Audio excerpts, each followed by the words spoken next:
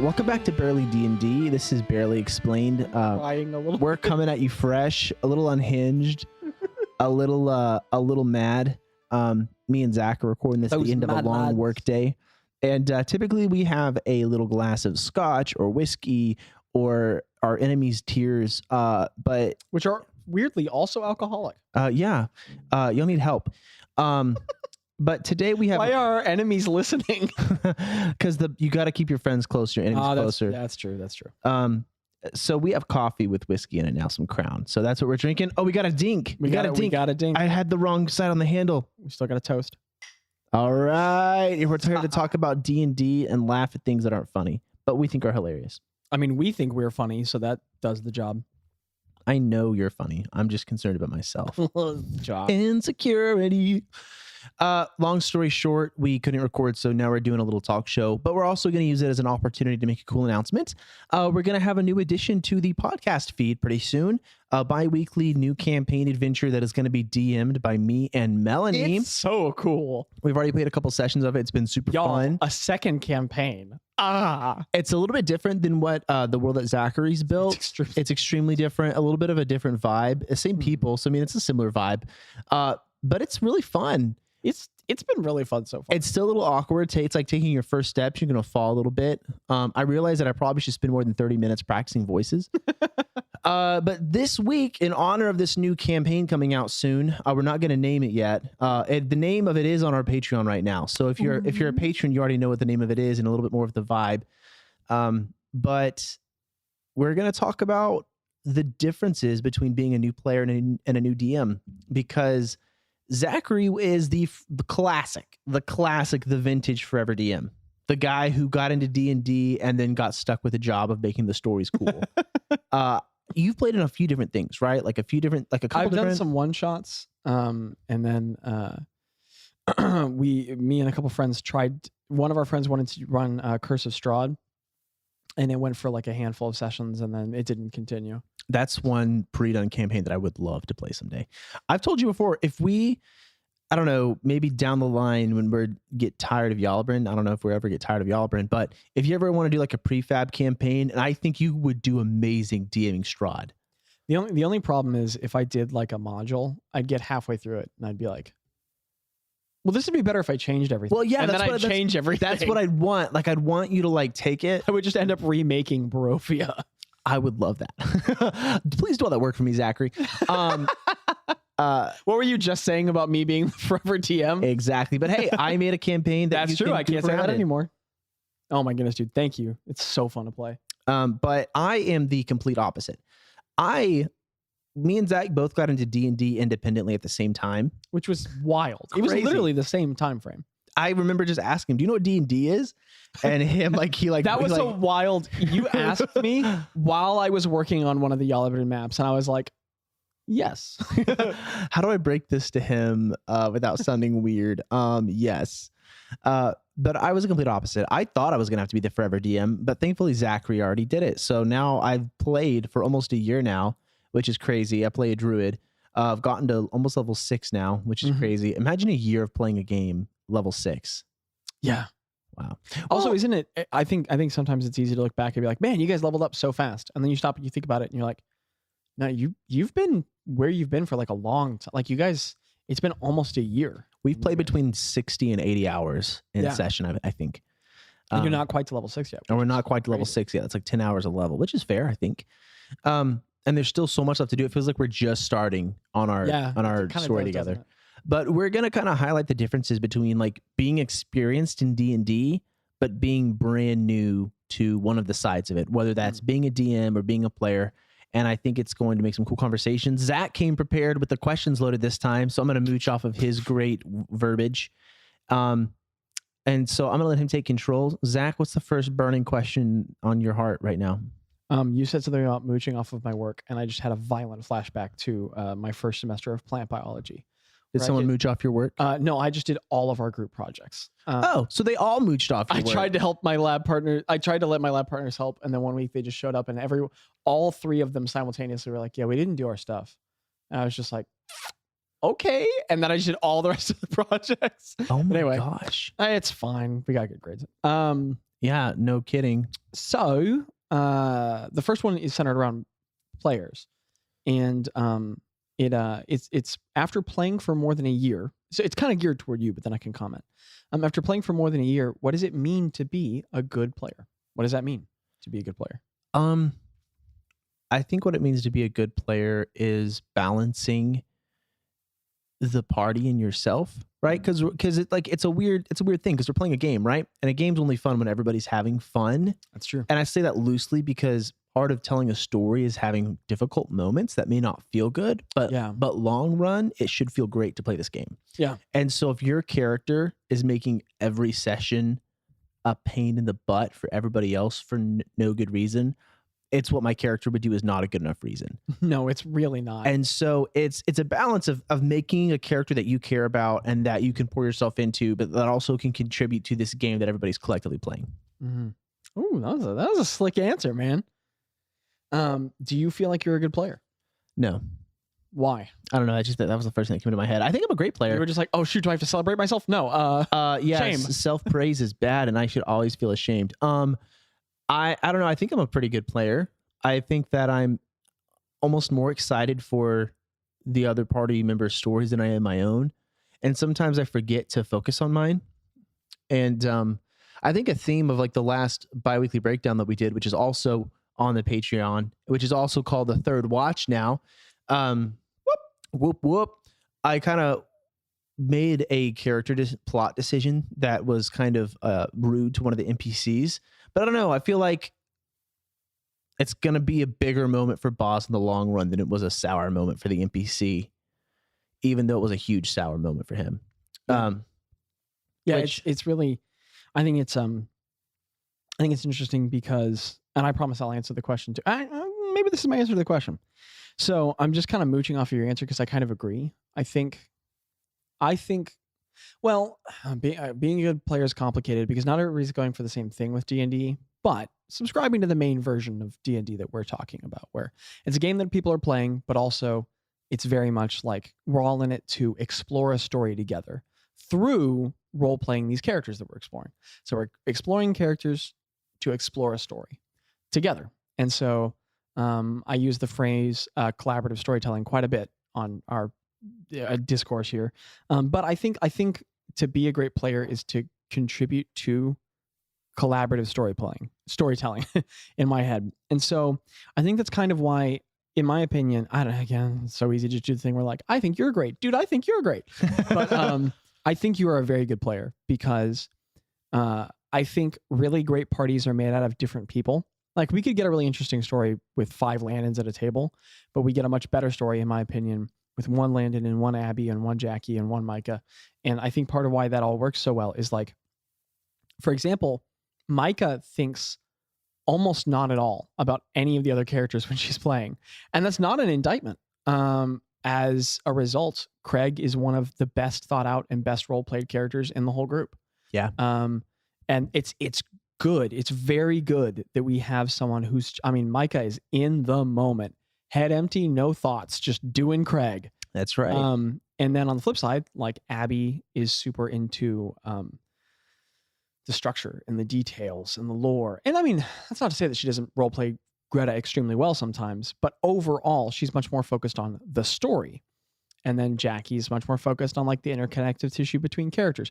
And you are much more focused on the group and the objectives. Yes, I am. Now, again, it would also be unfair to say that like it's not like you don't role play Boz. Sometimes you role play Boz really hard.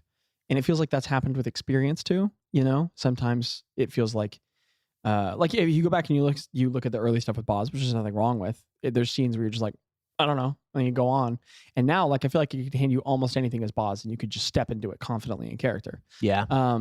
And Boz has started to have some really amazing dramatic scenes, but for the most part, what you like in time slot of gameplay, it seems like you try to do is to make sure that everyone else is playing the game almost sort of in a way.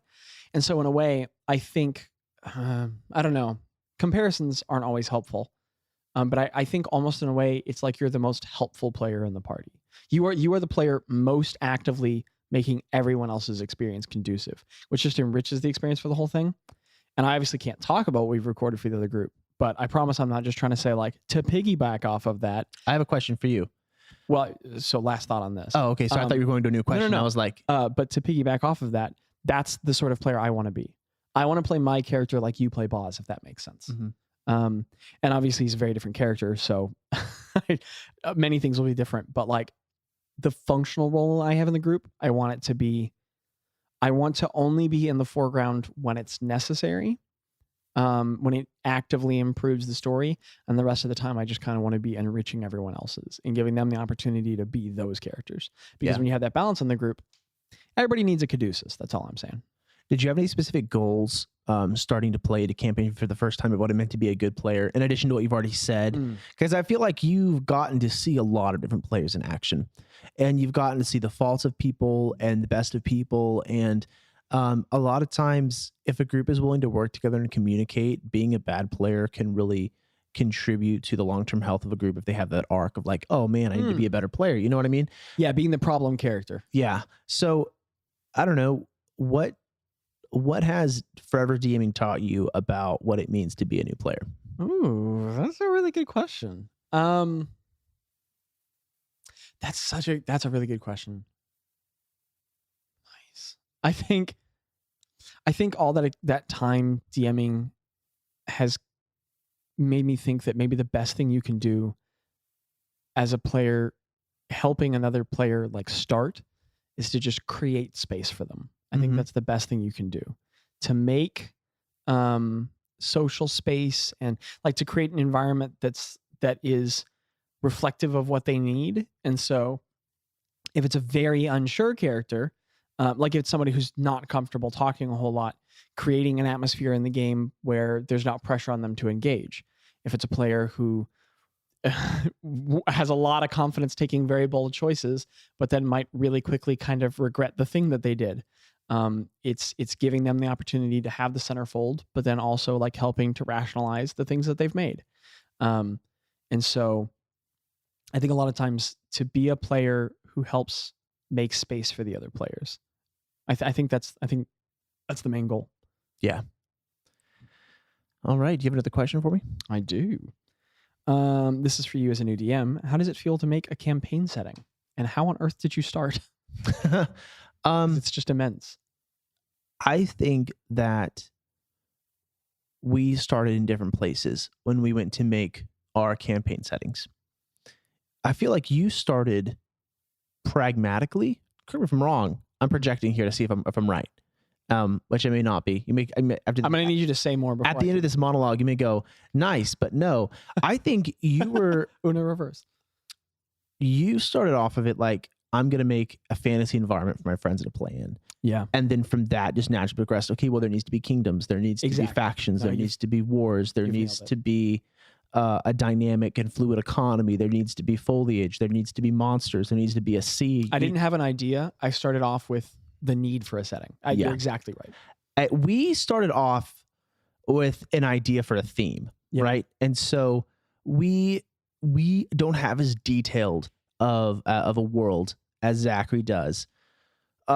I am just going to try to improv a lot of it as I can and anticipate things. And I think me and Zach have had a lot of good conversations about things to consider when building things. You ask a lot of I tried so hard not to be obnoxious in the process. Well, it was a really great phone call, because from that made the sessions like 10 times better. So we started with an idea and a theme of something out of an emotion that we kind of wanted to chase after. And so then we asked, how do we make this theme work in D&D?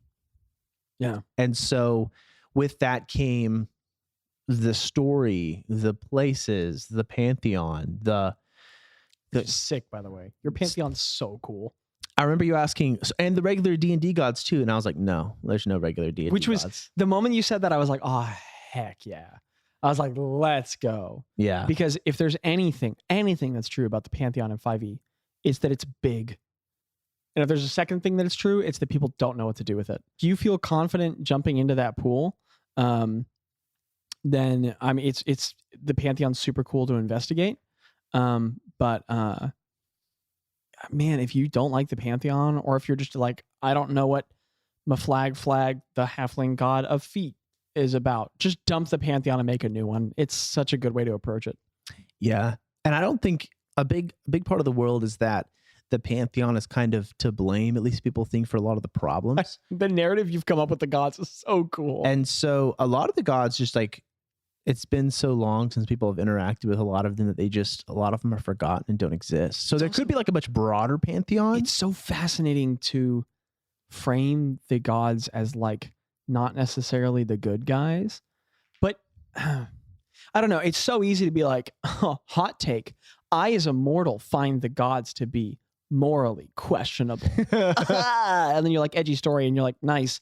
The Greeks did it to death millennia ago. Wow. But Scrub. And no offense to anyone writing, you're doing great. But I think part of what makes yours so interesting is that it seems like they had like outright like positions and decisions that affected the world. I don't know. I as a player, I'm super fascinated. Of all the secrets that you've teased out in the world, none are more interesting to me than that. That is the thing I want to know the most about. Now I got to go write a lot more. Oh, sorry. I'm almost. There's regular D&D gods in Yellowburn, right? Yeah, Saloon and Eldath are both part of regular pantheons. Really? No, they're both from the Player's Handbook. The only one that I know of is Pelor, and that's from the Not Another D&D podcast. That's a regular D&D god, Yes. right? Yeah. He is kind of okay. So this is kind of. Oh, do you want to know how they described it? Yeah. He was like a beach daddy Santa Claus surfing with like a big beach ball. Weirdly with like not the that light off. Strangely correct. In a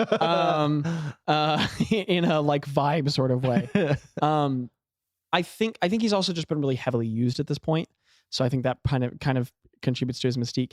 He's one of the deities, if not the deity, that Matthew Mercer has used the most. Oh, really? Because I think he's just kind of like the classic god. In 5e, I think he's the god of like a light, and I mean he's like at the head of the pantheon or something around that. Like he's just super powerful, classic, good, shiny god. Yeah. And really powerful. And so he's an excellent example of a standard one. But so far in Yellowburn, you guys know of, you've run into two. Actually, you've ran into a symbol of a third, and then no one could ID what the symbol was for. So no one knows what that was. Was that recently, or was that in the past episodes? That was recently. Oh, okay, cool. With the kind of thematic creation that Melanie and I have done, it's different because there was a lot of pressure, I think, when we were first making it, because I don't know, you go by example, right? So yeah, everybody works off of what they know. I purposefully not listened to a lot of Critical Role so I wouldn't fall into some random tropes. I'm listening to Campaign 2 every once in a while. I was listening to it today. I was listening to it today. What episode are you on? The one where like the Knolls attack. What is it called? Yes, Landon. Is that what they're called? Yes, they're called Knolls. Yeah, they Have to attacked. listen to that campaign. It's the best campaign. I like it so far. I love Jester. I know it's really basic. Also, to say. it's worth saying it gets so much better. Oh my goodness. If I could only recommend one D&D campaign and it wasn't ours, it would be that one. I'm not joking. But anyway, I haven't listened to that, so I don't know of any tropes in there. Like, I'm completely unfamiliar with what's popular, what Mercer has done, and I'm kind of glad for that. Yeah. A lot of people don't think the Matt Mercer effect exists, but I don't know. But it do though. I think it does. I think it can. I was going to ask you what tropes. What are the common tropes that you see when it comes to world building that maybe are derivative of like Dimension 20 or Critical Role that like you've had to avoid? That's a really good question. We were talking before we began recording because I was all like, Landon, I wrote down a bunch of questions. You want to write some down? And he was like, no. I came up with mine on the spot. And I was like, okay, whatever, moocher. And then he keeps coming up with really good questions. So maybe he's right. Okay, some hot takes. A world, I'm not going to talk about this too much because I think I talked about this in another Barely Explained. I think we had a Barely Explained centered around DMing. Yeah. And so I already talked about this ad nauseum and I'm not going to rehash it. But good worlds are ones that your characters belong in and that connect with their stories and that are full of the things that they love. That's it. That's all it takes to make a good world. That's it. That's a good world. And I think there's a lot of other ideas on what a good world needs to have, and it doesn't. And if it does have it, great. If it doesn't, fine, but it doesn't need it. So I think one of the really, really common tropes is calamity. I think everyone thinks that a good world needs a ton of secrets and a ton of really intense, serious events, historical event. I don't know, something like that. Now, if you make a world without conflict, weird, because that's not what the world is like. But and I'm speaking hypocritically because I'm speaking as someone who made a world with a lot of secrets and a lot of conflict and a lot of conflicts and a big historical conflict. So all that is true, but I think it's worth saying I made the world before that other stuff was there. I added that in when it made sense for the sake of the stories that were being made. And a great world doesn't need those things. And I think you can listen to Critical Role, or you can listen to Dimension 20, or, you know, any of those great podcasts. I think you can get the idea that that's what makes a good world, that like a world is about the hook. And I think a really good way of putting it is that, you know, if your story is bait or like a fishing line, and, you know, the first adventure is bait and it's on a hook, your world is not the hook, your world is the ocean. And maybe you're fishing with a hook, maybe you're fishing with a crab trap, maybe, you know, harpoon. You just throw the story at the players. Actually, that's pretty evident with some campaigns. Or maybe it's literally just an ocean and they can go where they want, but the world is the ocean or the pond or whatever, not the thing you're fishing with. And so if it has the hooks, great, but if it doesn't, that's fine too. Because if your players enjoy each other and you enjoy them and you play with their stories, they'll get engaged and they'll explore no matter what. So I know it's a weird response, but I don't think worlds need the super dramatic, crazy elements, because maybe they do, maybe they don't. But like in that one shot that we've never recorded, so I guess we could totally have you guys play through it again and record it sometime. Oh, Bakery in the Third Degree? But Bakery in the Third Degree, which is don't steal that title. It's the best ever, and I'll fight you. Such a good title. I don't think I've ever titled anything as good as that. But Bakery in the Third Degree, like there's no secrets in the setting. No, there's not. Like, you guys know there's a secret. You know the brass company's under the building. That's it. But like the world was the favorite moments you guys had were just interacting with normal people. Yeah. I don't think that's essential. I think you can avoid those tropes. I think that there's like a different standard of what's needed based on what type of world you built. I think when you have like a thematic world that has like a specific conflict or a specific story, or you know what I mean, necessary. It's also a little bit worrying because the number one worry I had when playing this is that you guys were getting bored. Is what it felt like. Now, don't try to comfort me. Don't try to comfort me. But let me finish. Don't help. Shut up. What it felt like, it was like, okay, so we're going to start the session in this role play scenario, going to the next scene where we're going to role play something. Okay, now guys, to finish it off, we're going to go to another location and role play and then go home and the session's over. How was that? Was that fun, everybody? Was that good? And that's what it kind of felt like. And like midway, I was like, oh, so like we're just going to walk to different places and talk to each other. That's all we're going to do today. And I was like, I was thinking like, what could I have done to make it different or spicy or make those interactions more engaging? Because it really felt like a lot of surface level kind of like, hey, we're playing this, and this, and we're just going to talk to each other. And granted, stuff did happen that kind of diverted things that I had planned to be kind of like the main hook of the conflict for that session.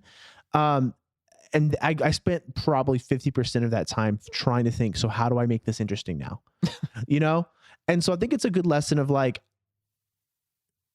I don't know, like your players can do anything. And a lot of times they're going to do stuff that makes it to where you have to switch gears, and you can't let the panic of having to switch gears overtake you, because your players are the one that are playing, right? I don't know. I'd love to get your advice on this for you to chime in. Well, so I think maybe that's almost one of the hardest pieces of DMing is the ability to pivot. The ability to improv is so hard, and to improv well and to improv consistently. Like the ability for a player to just be like, hey, can poop be a weapon in this world? And then for you to be like, it's canon. And then like quietly behind the scenes while no one was paying attention, create a whole history and story. I mean, you know, like to build the infrastructure to work off of improv is extremely challenging. But I think it's one of the most valuable skills as a DM. I'm not going to call it an essential, and I don't think you even necessarily need to be good at improv to be a good DM. I don't think that's true, but I think it opens up a lot of new possibilities. So I think, for example, like from when you were talking, what I was getting is that what you actually felt bad about was that you felt like you were railroading has too many negative connotations, but I feel like maybe you almost felt badly about like setting us on some tracks and then being like, oh shoot, I feel like these tracks weren't interesting. Like I gave them an A, B, and C, and now I don't like the A, B, and C. I was fully prepared for y'all to go anywhere. It's weird because in this campaign, you guys have a schedule. Yeah. Which sounds really railroady. But I've tried to point out, you keep giving opportunities for us to divert. I keep putting out there like, hey, bureaucratically, yes, this is the schedule, but also don't follow it if you don't want to. In that last episode, you gave us that huge opportunity to divert, and I think it's telling that we chose not to. I chose not to. Yeah, you literally chose not to. And then it was still interesting anyway. And I think that's a good example of how like if you're concerned about that, a really effective way to be ready for that is to it's very intimidating as a DM. And you don't necessarily need to do it off the bat, but just giving players a scenario and you not knowing where it could go. Like you just being like, box, and you don't know what's going to happen. And I think that requires more experience as a DM, but you just have to try it at some point. And then you work on your ability to pivot and improv, and you just play around with that and you work with it, and you trust your players to have grace with you. But I think to just the first time that you have the guts to just be like, here's the thing, and then you don't know what they could do with it, and then you're just going into it saying, okay, I'm gonna force myself to improv this, and you get the best stuff out of that, man. Well, that's kind of what happened at the very end. Like the ending of the episode we did for the campaign me and Melanie were doing. I got the feeling it was a completely improv ending. I got the feeling that wasn't happening. And even the last action that Abby and Jackie took, I was like, we're half stopping because we've been playing for 2.5 hours, but also half because I don't know what happens after this. So let's catch you on the flip. And I think it's actually a really good example of, I mean, again, I don't think you were doing anything wrong before then. We were having the session's great. We were having a ton of fun. But I think that's a good example of when you push yourself to take that risk as a DM. I think that's part of why, because I do think you're right. I do think like from a narrative standpoint, it was getting very like, okay, the characters are funny and the interactions are interesting, but we are just going through a day in camp, which is not bad, but and you were looking for something more engaging in the story. So then you just threw it at us, and lo and behold, the two psychopaths in our party were like, yes. And let's split the party and do what they said not to do. I'm so excited that, again, I'm not going to spoil, but I'm so excited that we no longer have our balanced party structure. I'm so ready for those consequences to hit them. And I don't know why I want that, because I'm in the party, but I want that. Yeah. I think the biggest challenge of that session was figuring out what to do with your character and how to interact with your character. I know. Your character was the problem. I'm sorry. And the funniest part did not know what to do. My goal was to be the most helpful player at the table. Also because I didn't plan on doing all the voices.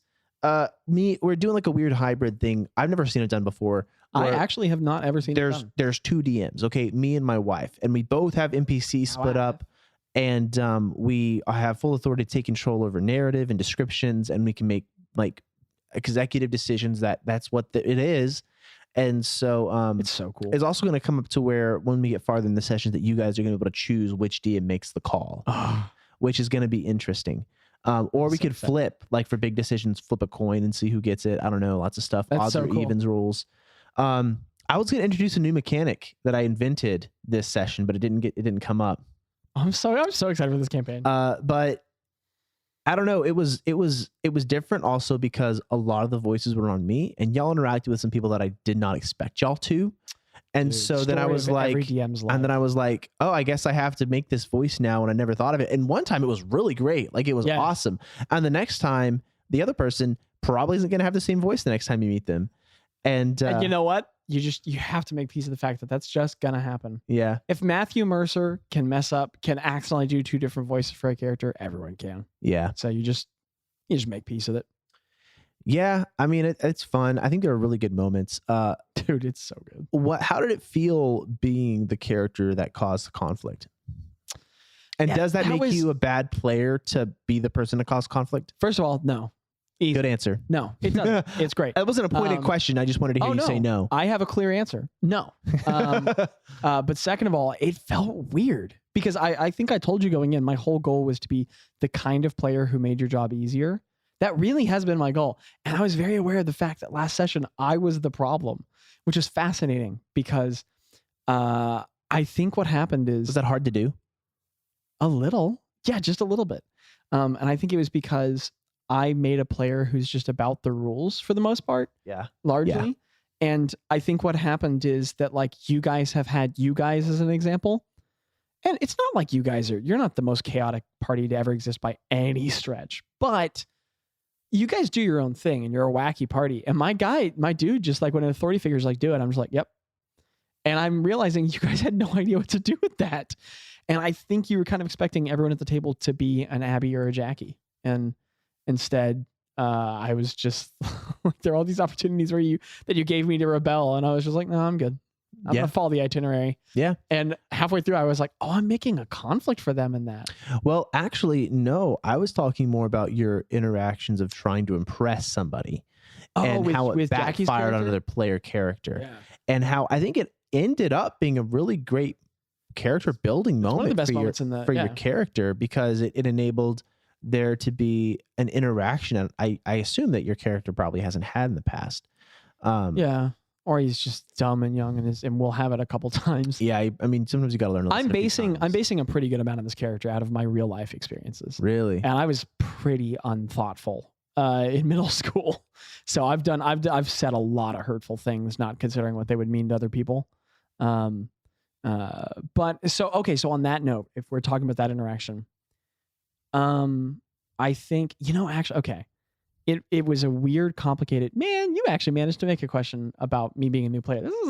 You're good at this. It was challenging because I did feel genuinely a little bit insecure about because when you're a DM, the responsibility is on you to make the whole world, but it's not really your like you're justified at every decision when you have a good dynamic with your players, right? So like if I show up halfway through the session and a shadow pops out of a wall and just stabs somebody through the heart and then they go into death saving throws, nobody's upset with me for that. People might be upset that it happens, but everyone's like, of course, the DM is driving conflict in a story way. But when a player does something, like you're under no obligation to do anything. No one has given you the permission to do anything. And so there was a part of me that was really because I realized I make this story go where it goes. And so that's so obvious because I've literally said that in theory, but it's never been mine to do that. And so I realized that I could and would shape the narrative. And so I made the call to do what I did.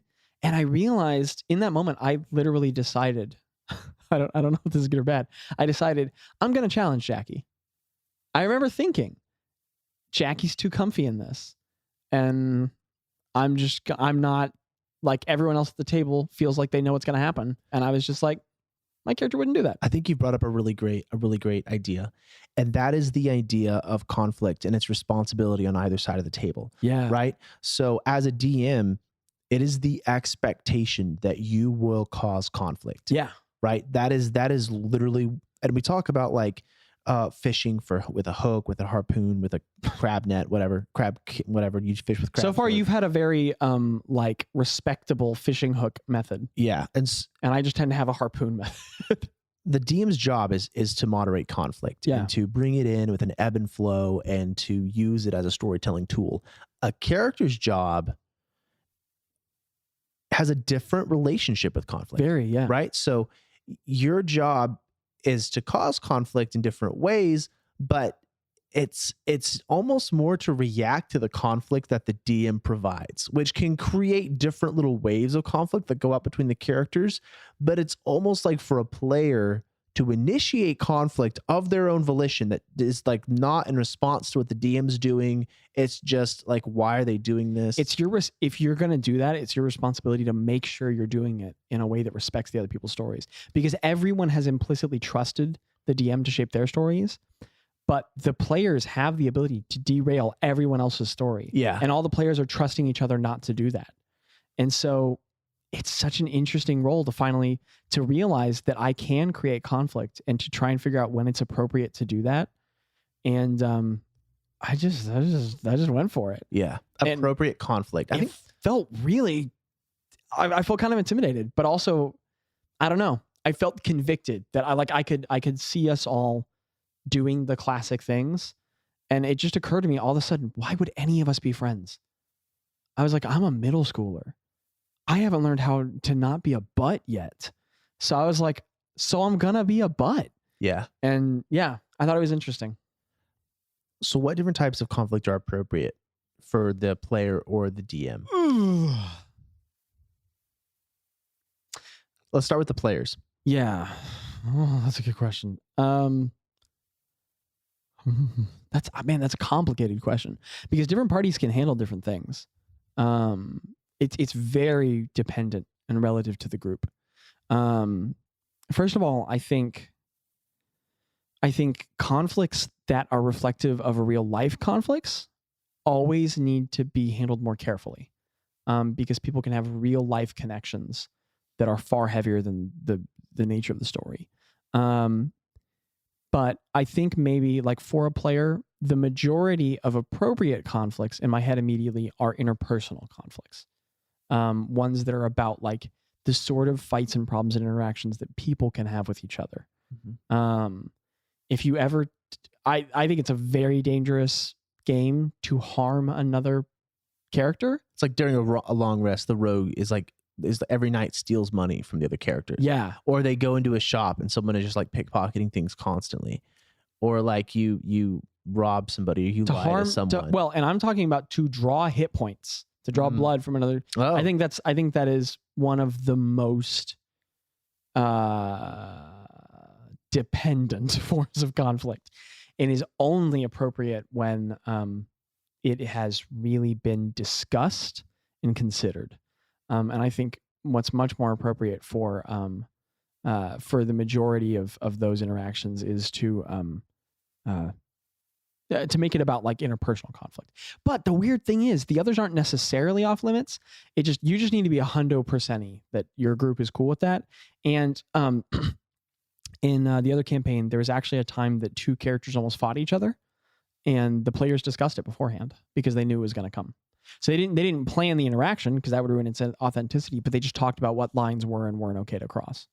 I think creating mechanics in the campaign, like if people want to do PvP, I don't know, there's ways that you can figure it out.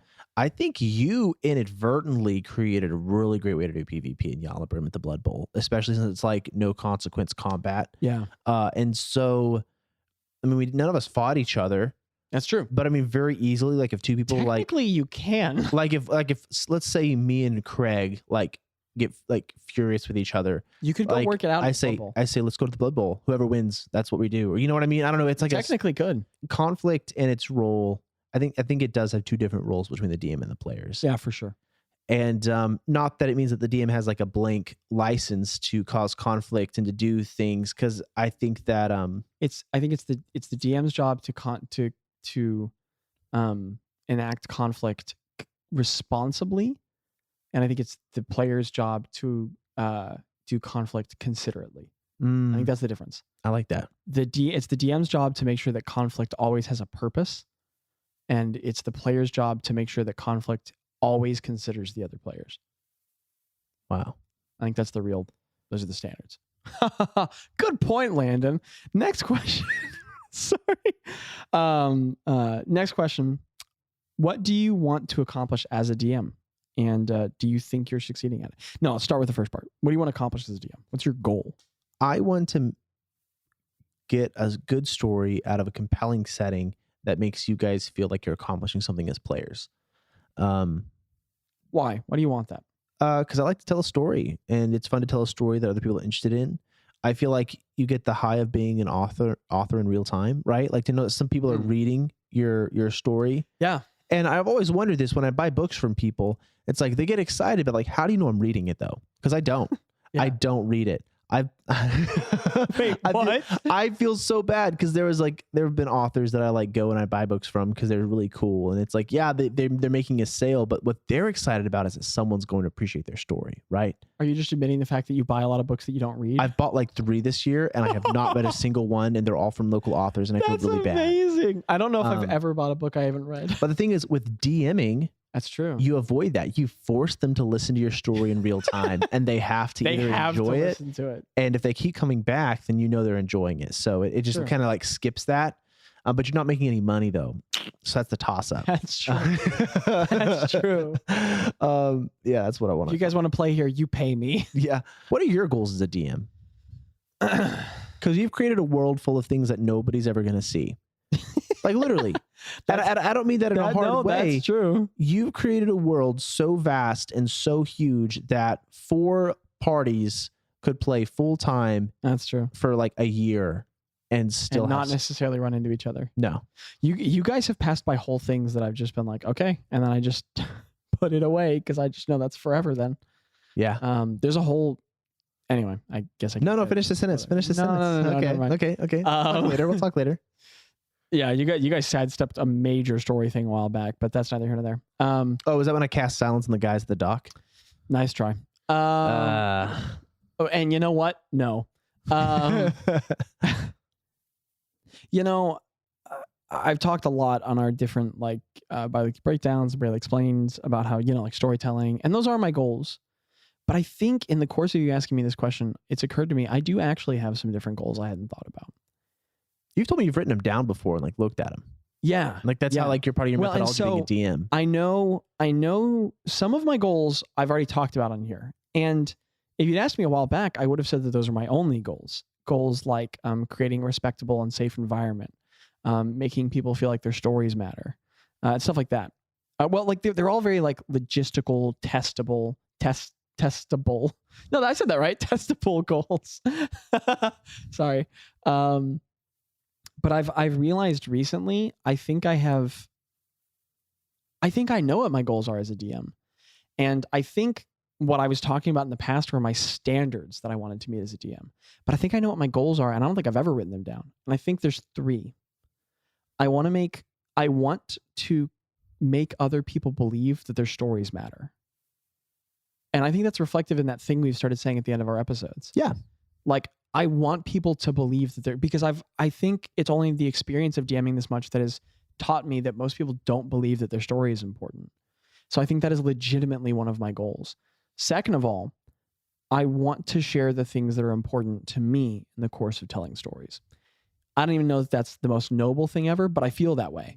Like nobody asked for the nom thing about like prejudice and understanding yourself and social injustice, but that was important to me, and I want that to be in the world. And so that there's a lot of that, and then I think I know my third one. I think is I want to create challenging stories, because, and this one's interesting. While you were talking, I realized I felt this way because I've realized now that all 3 campaigns, I've really challenged my players and nobody asked for it. Nobody asked for it. What I mean to say is like in the first campaign, the Broken Kingdom campaign, I was like, Daniel was like, I want to play in a world. And I was like, gotcha. And then halfway through, I was like trying to get everyone to re-examine their characters. And that was met with mixed reception. That was an important lesson for me. I think I realized that like my goals in DMing and D&D are not the only good ones.